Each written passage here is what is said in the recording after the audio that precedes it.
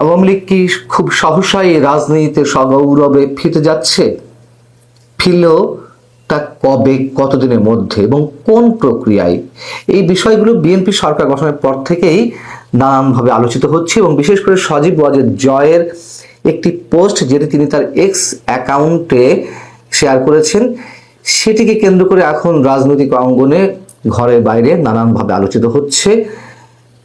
তিনি তার এক্স অ্যাকাউন্টে যে পোস্ট দিয়েছেন সেখানে মূলত আওয়ামী লীগের রাজনৈতিক কার্যক্রম নিষিদ্ধকরণে যে অ্যান্টি টেরোরিজম অ্যাক্টের সংশোধনী যে বিষয়টি, সেটির বৈধতা এবং ভবিষ্যৎ নিয়ে প্রশ্ন তুলেছেন।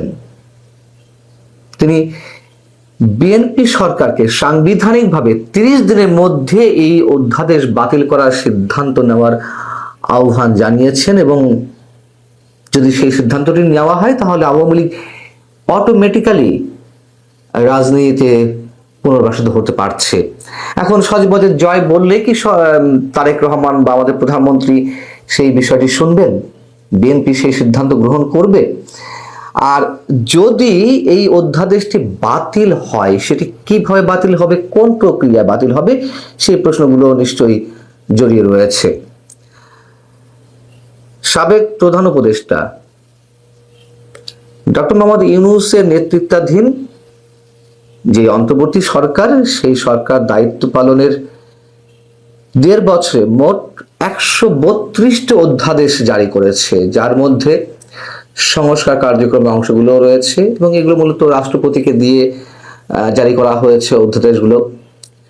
এখন সংবিধান অনুযায়ী রাষ্ট্রপতি জারি করা এসব অধ্যাদেশ আইনে পরিণত করতে গেলে কি করতে হয়? এই অধ্যাদেশগুলো জাতীয় সংসদ যেদিন থেকে বসবে বা জাতীয় সংসদের যে প্রথম অধিবেশন, সেই অধিবেশন বসার 30 দিনের মধ্যে এগুলোকে অনুমোদন দিতে হবে, আইনে রূপান্তর করতে হবে। না হলে এই অধ্যাদেশগুলো স্বয়ংক্রিয়ভাবে বাতিল হয়ে যাবে। এদিকে একথাও তো আমরা জানি যে 132টা অধ্যাদেশ জারি করা হয়েছে ডক্টর মোহাম্মদ ইউনূসের সরকারের সময়। তার প্রত্যেকটি অধ্যাদেশের সঙ্গে বিএনপি একমত ছিল না, তাদের আপত্তির মুখেও অনেক অধ্যাদেশ জারি করা হয়েছে।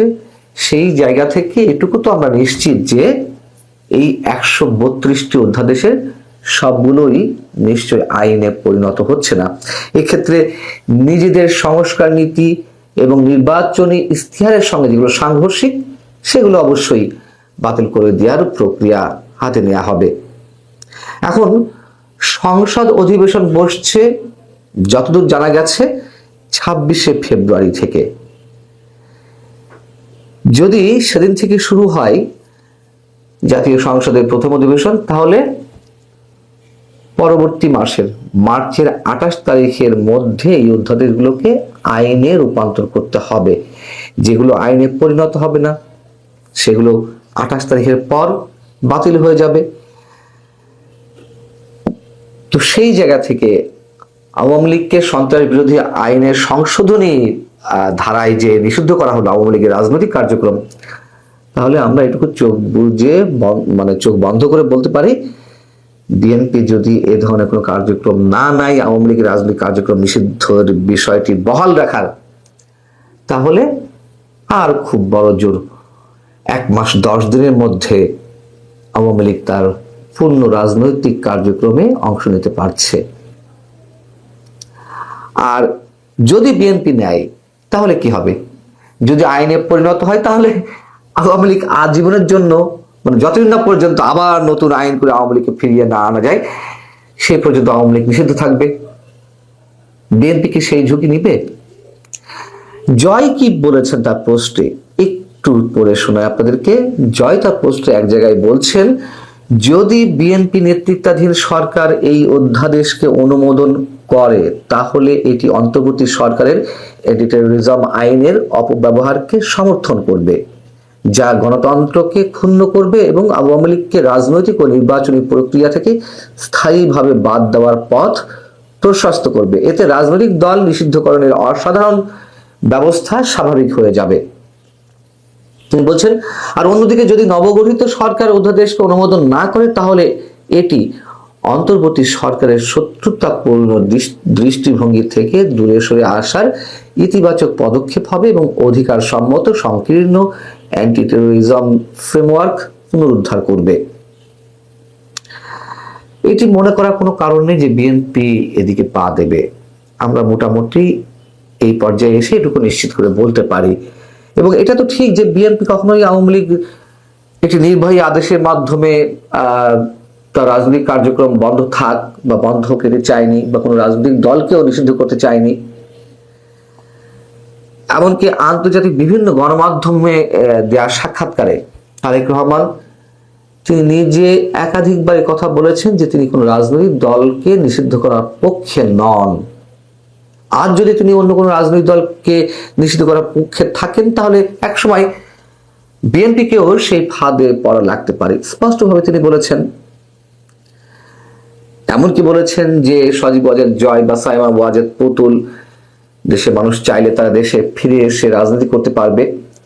এবং এ কথাও তো আমরা জানি যে ভারতের একটা প্রচ্ছন্ন সমর্থন বিএনপির প্রতি রয়েছে নির্বাচন অনুষ্ঠানের আগে থেকেই, এবং নির্বাচন অনুষ্ঠানের পরে তো ভারতের প্রধানমন্ত্রী তাদেরকে মানে তারেক রহমানকে তার পরিবারের সদস্যদের নিয়ে ভারত সফরে আমন্ত্রণ জানিয়েছেন। যাই হোক, কিন্তু এর মাঝখানে একটি বিষয় আছে, সেটি আমরা জানি যে আওয়ামী লীগকে রাজনীতিতে ফিরে আসার একটা সুযোগ দেওয়ার, সেটি নরম শর্ত বলে শক্ত শর্ত বলে এই বিষয়টি ছিল।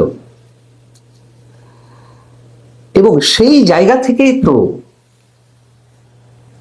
আওয়ামী লীগের ভোটাররা এই নির্বাচনে বিএনপিকে ভোট দিয়েছে।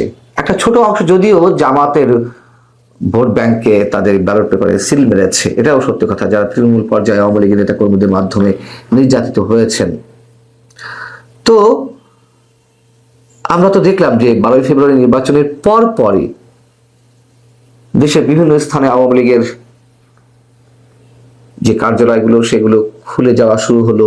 কোথাও কোথাও বিএনপি স্থানীয় নেতাকর্মীরাই আওয়ামী লীগের অফিস খুলে দেওয়া শুরু করলেন, আবার কোথাও কোথাও আওয়ামী লীগ নেতাকর্মীরা তারা স্বেচ্ছা প্রণোদিত হয়ে নিজেরাই নিজেদের দলীয় অফিস খোলা শুরু করে দিলেন। অতএব আমরা এটুকু বলতে পারি যে আর 1 মাস 10 দিনের মধ্যে পূর্ণ মাত্রায় আওয়ামী লীগ তার রাজনৈতিক কার্যক্রম শুরু করতে যাচ্ছে। যদিও এর মধ্যে কোথাও কোথাও শুরু হয়েছে, তবে এটি অবশ্যই গণতন্ত্রের জন্য ভালো, অবশ্যই নিঃসন্দেহে। তারেক রহমান যে প্রতিশ্রুতিগুলো আমাদের সামনে দিচ্ছেন, আমরা চাই তিনি ইতিহাস হয়ে থাকুন, শুধু আওয়ামী লীগকে রাজনীতি করতে দেওয়ার ক্ষেত্রে নয়, এদেশের দুর্নীতি প্রতিরোধের ক্ষেত্রে, এদেশের যে অনিয়ম স্বেচ্ছাচারিতা রয়েছে সেগুলো প্রতিরোধের মাধ্যমে যদি তার সদিচ্ছাগুলো তিনি বাস্তবায়ন করেন, অবশ্যই তিনি ইতিহাসের অংশ হতে পারেন। একটা কথা ভাবতেছি দর্শক, সেটা হলো যে ডোনাল্ড ট্রাম্প তারেক রহমানকে কি শুভেচ্ছা দিলেন নাকি সতর্ক করলেন, এটা একটু বুঝতে পারছি না। আপনারা নিশ্চয়ই শেয়ার করবেন এবং কমেন্ট বক্সে জানাবেন। কেন বললাম, শিরোনামটা দেখেন, কালবেলার যে শিরোনামটা, সামরিক বাহিনী এবং সরঞ্জাম চুক্তি নিয়ে তারেক রহমানকে ট্রাম্পের আহ্বান। এরকম দেখছেন কোনোদিন যে মানে শুভেচ্ছা জানাবে, দীর্ঘায়ু কামনা করবে, দুই দেশের স্বার্থ সমুন্নত রাখতে হবে, উভয় দেশ তাদের স্বার্থকে সমুন্নত দেবে এবং জনগণের কল্যাণ করবে, একটা সামগ্রিক একটা চিঠি। কিন্তু তিনি স্পেসিফিক ভাবে বলতেছেন, তার মানে এক ধরনের অভিনন্দন বা শুভেচ্ছার ভেতরে এক ধরনের নির্দেশও আছে যে এটা কিন্তু করতে হবে। সেটা কি, চিঠিতে যে চিঠি দিছে অভিনন্দন জানায়, চিঠিতে নিয়মিত প্রতিরক্ষা চুক্তিগুলো সম্পন্ন করার তাগিদ দেন তিনি, নিয়মিত প্রতিরক্ষা চুক্তিগুলো সম্পন্ন করার তাগিদ দেন। অর্থাৎ ইন্দো প্যাসিফিক অঞ্চল নিয়ে আমেরিকার বেশ কিছু চুক্তি আছে, যে চুক্তিগুলো শেখ হাসিনার সময় থেকে ঝুলে আছে, চুক্তিগুলি হয়নি। এখানে চীনের আপত্তি আছে, ভারতের আপত্তি আছে। আচ্ছা, এখানে বলা হচ্ছে যে এতে বাংলাদেশের সামরিক বাহিনী বিশ্বের সেরা সরঞ্জাম অর্জনের সুযোগ পাবে বলে জানান ট্রাম্প। আচ্ছা, বাংলাদেশের সামরিক বাহিনী বিশ্বের সেরা সরঞ্জাম পেয়ে কি করবে? তার তো মানে ভারতেই আছে, আর ওইদিকে মিয়ানমার। তো দুইটা দেশের কোনোটার সাথে তো বাংলাদেশ যুদ্ধে জড়াতে চায় না, অথবা সেই যুদ্ধে জড়ানোর মতন সক্ষমতাও নেই। তাহলে সেরা সরঞ্জামগুলি কিনলো বাংলাদেশের গরিব মানুষের টাকা দিয়ে, কেনার পর সেই সরঞ্জামগুলি বসে থাকলো, কি লাভ হবে? নাকি ওই অস্ত্র সরঞ্জামগুলো আবার জাতিসংঘের বাহিনীতে যখন নাকি যাবে তখন নিয়ে যাবে? জিনিসটা খুব মানে পরিষ্কার হলো না। যাক, ডোনাল্ড ট্রাম্প বলছেন, আশা করি আপনি দুই পক্ষের মধ্যে হওয়া বাণিজ্য চুক্তি বাস্তবায়নের মাধ্যমে আমাদের সম্পর্কের অসাধারণ অগ্রযাত্রা বজায় রাখবেন। এতে উভয় দেশের কৃষক শ্রমিক লাভবান হবে। একই সঙ্গে আশা করি আপনি দ্রুত পদক্ষেপ নিয়ে নিয়মিত প্রতিরক্ষা চুক্তিগুলো সম্পন্ন করবেন এবং এতে সামরিক বাহিনী লাভবান হবে, যাক, এবং বিশ্বের সেরা সামরিক সরঞ্জাম অর্জন করবেন। ওই যে চুক্তি, মানে এই সরকার তার মেয়াদ শেষ হওয়ার 3 দিন আগে, নির্বাচনের 3 দিন আগে চুক্তি করছে। এটা নিয়ে কিন্তু তখন থেকেই অনেকের মধ্যে উদ্বেগ উৎকণ্ঠা, শেষ সময় আমেরিকার সঙ্গে এই বাণিজ্য চুক্তি কেন? এই বাণিজ্য চুক্তির মাধ্যমে বাংলাদেশ আসলে কি লাভবান হবে নাকি ক্ষতিগ্রস্ত হবে? কেউ কেউ বলছেন যে এটা এমন এক চুক্তি, যেই চুক্তিতে বাংলাদেশের লাভবান হওয়ার কোনো সম্ভাবনা নেই। বাধ্যতামূলকভাবে বাংলাদেশকে অনেক কিছু পণ্য কিনতে হবে আমেরিকা থেকে উচ্চ দামে। তার বিনিময়ে আমেরিকা গার্মেন্টস পণ্যে কিছু সুবিধা দেবে, কিন্তু সেই সুবিধা যত, তার আর্থিক বেনিফিটটা যতটা হবে আর্থিকভাবে, তার চেয়ে অনেক বেশি চলে যাবে আমেরিকান পণ্য কিনতে, এবং সেই পণ্যগুলো কেনার ক্ষেত্রে বাধ্যতামূলক। 35,000 কোটি টাকার চুক্তি করা হয়েছে কতগুলো যাতে বোয়িং কিনবে বাংলাদেশ। এতগুলো বোয়িং কেনার মতন মানে দরকার আছে কি নেই সেগুলো কোনো ব্যাপার না, কিনতে হবে। তো দেখেন না, ওই যে দেখবেন যে অনেক মেডিকেল ইকুইপমেন্ট আছে, মানে দুর্নীতির মাধ্যমে সেগুলি কেনা হয়, কিন্তু সেই ইকুইপমেন্ট চালানোর মতন লোকবল নেই, ফলে বসে থেকে থেকে সেই সব ইকুইপমেন্ট নষ্ট হয়। তা আমাদেরও প্রচুর বোয়িং কিনতে হবে তাদের কাছ থেকে। তাহলে এয়ারবাস কেনার কোনো সুযোগ নেই, তাহলে ইউরোপের সাথে বা ফ্রান্সের সাথে আমাদের সম্পর্কের একটা ঘাটতি হবে। বোয়িং কিনে আমরা সেই বোয়িংগুলি ব্যবহার করতে পারবো না, ব্যবহার করতে গেলেই ক্ষতি হবে। ফলে এইটা মানে বড় ধরনের একটা বোঝা চাপানো হলো, মানে লোকসানের বোঝা চাপাই দেওয়া হলো। এইসবগুলোর আরো বিস্তারিত দিক যখন নাকি জানা যাবে, যখন চুক্তির পুরো বিস্তারিত জিনিসটা উন্মুক্ত হবে এবং অ্যাসেসমেন্ট হবে। এখন শুভেচ্ছা বাণীর মধ্যে, অভিনন্দন বার্তার মধ্যে যে চিঠি, সেই চিঠির ভাষা কিন্তু বাণিজ্য চুক্তি আর সামরিক সরঞ্জাম। তার মানে এই দুটাতেই আমেরিকার ইন্টারেস্ট আছে। আমেরিকার ইন্টারেস্ট যেখানে আছে বোঝা যাবে সেটা বাংলাদেশের স্বার্থে না, এটা হচ্ছে আমেরিকার স্বার্থে। এখন এই বোঝা তারেক রহমান সরকারের উপর যে পড়লো, এটা কি বহন করতে পারবে কিনা, এটা অচিরেই জানা যাবে দর্শক।